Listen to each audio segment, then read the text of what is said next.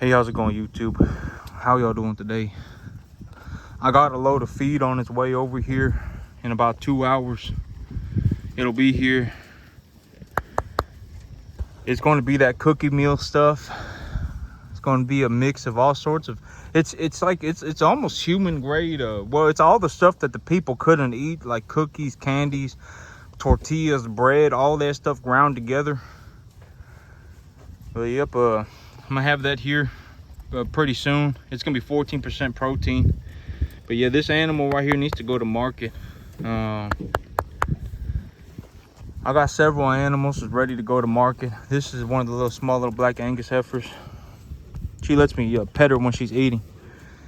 But I got animals that need to go to market. I was going to go to market today, but that feed is going to be coming in, and I need to take the feed, or I need to get the feed delivery because I only got 1 sack of feed left in storage, and it's going to last me. I got about half a sack left. It's going to last me about I would anticipate about a day and a half.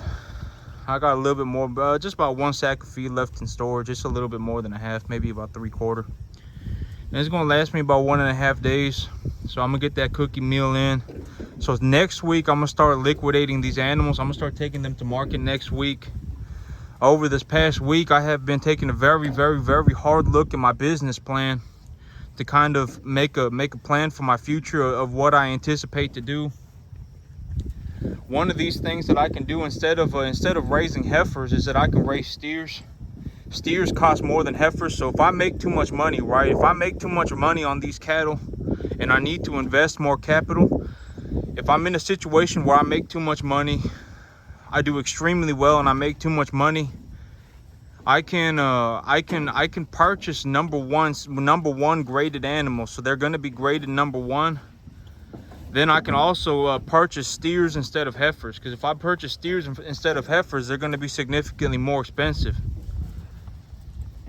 And so, I'll have to take a look at the cattle spreads. The reason for me largely looking to raise heifers instead of steers right now was simply because the spread between the lighter weight heifers and the heavier weight heifers was much smaller. People were paying like $3.10 for a 2.5 weight steer, a 3 weight steer. People are paying like $3.15, stuff like that, for a 2.5 weight, 3.5 weight steer.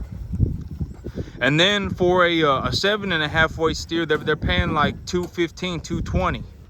And so the price difference between a 2.5, 3.5 weight animal and a 7.5 weight animal is it's like 90 cents.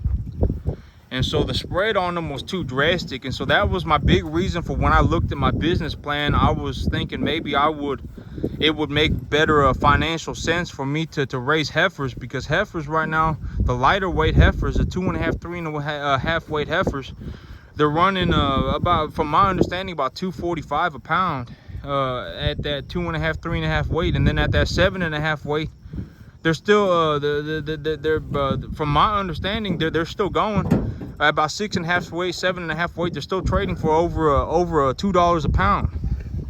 And so the spread, I haven't looked at the markets closely in a while, but the spread between the lighter weight and the heavier weight heifers was much smaller than the spread between the lighter weight steers and the heavier weight steers. So my big plan was, as of right now, I would be more looking into backgrounding heifers, but I would be more interested in running heifer calves for stocker calves, heifer stocker calves.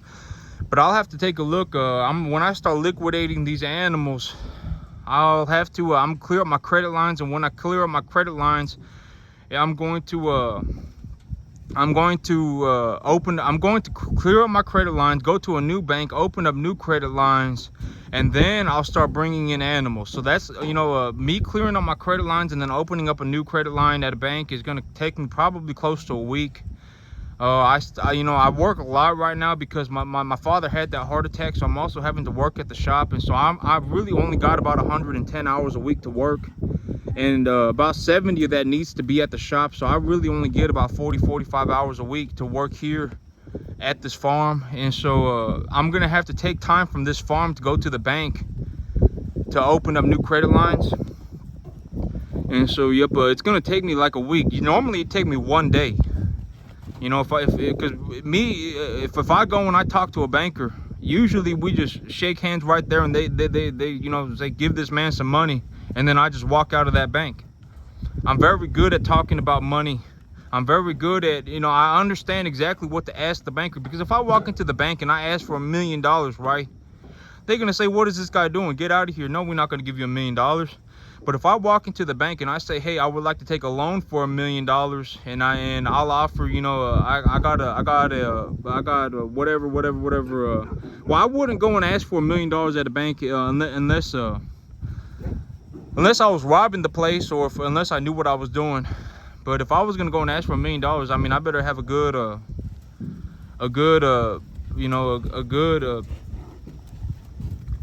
I better have something good going on. Because $1 million, that's gonna be like, if I went and I bought $1 million property, that'd be like $4,000 a month. That'd be like $4,500 a month for the bank to give me $1 million to buy a farm. So yep. But but I'm going to be taking these animals to market. I'm gonna liquidate them. I'm gonna open up new credit lines, and I'm gonna start bringing in animals. And when I start bringing in animals, I'll probably start bringing in well, I know I will be bringing in number one graded animals. But I am considering, depending on how much money I'm making, depending on the spread between the lighter weight and the heavier weight animals, I'll be either bringing in steers or heifers. But if the price of the lower weight steers and the higher weight steers is starting to shrink, if the spread between the higher weight and the lower weight steers is starting to close, if that gap is starting to close, that could be the cattle market indicating that there is a bottom in the corn market. But I don't think that there is a bottom in the corn market. Not right now. The corn market, I think, is going to keep falling, especially next year when the farmers plant crop. With the fertilizer prices from this year and the diesel prices from this year, it's going to make the cost of corn fall. And so I would anticipate that the spread stays pretty extreme.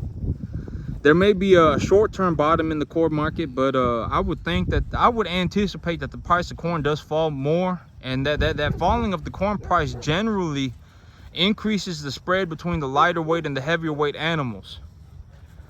And so yep, that's what I would, if I were going to say this is my business plan, that would be it right there. I would anticipate that corn prices do fall through next year. A lot of farmers planted this year's corn on last year's fertilizer prices, and since last year, fertilizer prices have fallen pretty substantially. They've fallen down to about 1/3 of what they were from last year. Diesel prices are much lower than they were 2 years ago, a year ago. Yep, I would plan for corn prices falling. And if corn prices falling, cattle inventories are low, the spread between the lower weight and the heavier weight cattle is going to increase pretty substantially from that downwards momentum until that corn market finds a bottom. And then when the corn market starts to find a bottom, that's when the spread between the higher weight and the lower weight calves starts to shrink. And so generally that's how things work. And then well, I mean, eventually I would anticipate that cattle prices begin to fall too. Cattle prices will start to fall one day. These cattle prices are ridiculous. People paying $3 for a 3-weight calf. People paying $900 for a little dingle-donger doodler calf, and that's a lot of money for cattle. But yep. Even these little ones right here, these little Black Angus heifers, I paid, they were an average weight of 330, and I paid $715 for these little doodler dingle-dongers.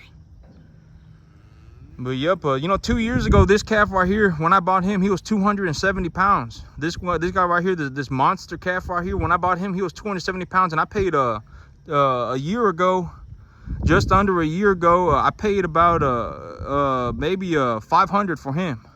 But he was uncastrated. I had to castrate him, and I had to give him all his shots, and I had to put him on feed. So he was unweaned. He wasn't castrated. He didn't have his vaccinations. And so, I mean, and it was in the middle of a blistering drought. And so, I mean, a lot of these little calves, when it's real, when the outside conditions for any reason goes bad, it could be very cold, it could be very hot, it could be very wet, whatever. The lighter weight calves, the real small dingle donger doodler calves, their price drops for whatever reason. Well, it ain't for whatever reason. The price drops because it's so hard to keep them alive in those conditions, and so people stop buying them. And so, like right now, when this week, when it's 103, 105 degrees out, I ain't gonna go and sell animals because people are not gonna really want to buy animals when it's 105 degrees outside in full sunshine. There's supposed to be like another record-breaking week this week. And so next week, when it's 96, 95 degrees outside, that's when I'd be looking to take animals to market, when the weather conditions are good. I'm gonna take them to market then. And also, there are probably less than 1,000 people on this planet who can run lightweight stocker calves without a mama cow. A 2.5 weight stocker calf without a mama cow. There's probably less than 1,000 people who can do it and do it profitably, and I'm one of them. I'm one of the very few people who can operate this business and make money. Most people who look into running stocker calves, anything under about a 3 weight, 2.5 weight stocker calves, I mean, they will, just, it's the hardest business. It's probably the hardest cattle business on the entire planet. In terms of cattle, raising 2.5 weight unweaned calves, stocker calves, is probably the hardest cattle business on the planet, and very few people can do it. I mean, raising these little doodler calves unweaned, it's ridiculously difficult, but I know I can do it. And so if I see an opportunity, and I'll show y'all how I do it too. It's very difficult. A lot of these dingle donger calves, if they're unweaned and they're doodlers, and I bring them in, depending on sometimes, okay, so it's these little dingle donger calves, it takes a lot. If they're suckling when I first get them in, and they're not eating enough food to keep themselves alive, you're gonna have to grab them and give them a bottle, because if they're suckling, what's happening is that the suckle reflex. So when a calf suckles, what happens is the calf's brain sends a stimulus to their throat to close a flap in their throat, and that flap closes, and it opens up their milk stomach. I forget what their milk stomach is called, but a flap closes in their throat that closes up their solid food stomach, and it opens up their milk stomach. And so if I ever bring in calves and they're sitting there suckling on another calf's leg, or they're sitting there suckling and they're not eating food, got to grab them and give them a bottle formula until they figure out how to eat that food. And then you're going to have to give them vaccinations, and then you're going to have to castrate them.